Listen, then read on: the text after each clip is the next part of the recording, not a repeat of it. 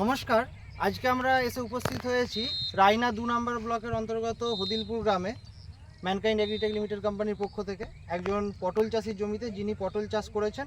তো সেখানে আমাদের ম্যানকাইন্ড কোম্পানির যে আইপিএম ডিভিশন, তো সেই ডিভিশনের যে ট্র্যাপ এমএফটিএস মেলন ফ্লাইয়ের জন্য যেটা আছে বিশেষত, তো সেটা ওনার জমিতে উনি লাগিয়েছিলেন।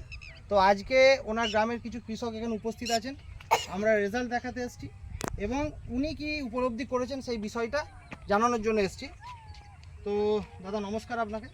তো আপনার নাম? অভিজিৎ কুণ্ডু। তো অভিজিৎ দা, এই যে ট্র্যাপটা যেটা এখানে লাগানো হয়েছিল, কতদিন আগে আপনি লাগিয়েছিলেন? 5 দিন লাগিয়েছি। আজ থেকে 5 দিন আগে আপনি এই ট্র্যাপটা আপনার জমিতে লাগিয়েছিলেন। তো আজকে যেটা দেখা যাচ্ছে, একটু দেখানোর জন্য বলবো, 5 দিনের মধ্যে এইটার মধ্যে মেলন ফ্লাই বা যেটা আপনারা সবাই বলেন সোনামাছি, তাই তো আপনাদের ভাষায় যেটা আপনারা বলেন সোনামাছি, তো এখানে দেখা যাচ্ছে প্রায় 10টার বেশি সোনামাছি কিন্তু আপনার এই জমির মধ্যে থেকে এটার মধ্যে পড়ে গেছে। তো এই যে সোনামাছিটা আপনার কন্ট্রোল হলো এইভাবে, ওষুধ না দিয়ে। অনেক সময় তো অনেক ওষুধ আপনারা স্প্রে করেন কিন্তু কোনোভাবে কন্ট্রোল হয় না, অনেক টাকা খরচা হয়। তো সেই জায়গাতে একটা ট্র্যাপ লাগিয়ে বা একটা ফাঁদ লাগিয়ে দেখা যাচ্ছে কি 10টার বেশি সোনামাছি 5 দিনের মধ্যে আপনার এখানে পড়ে গেছে।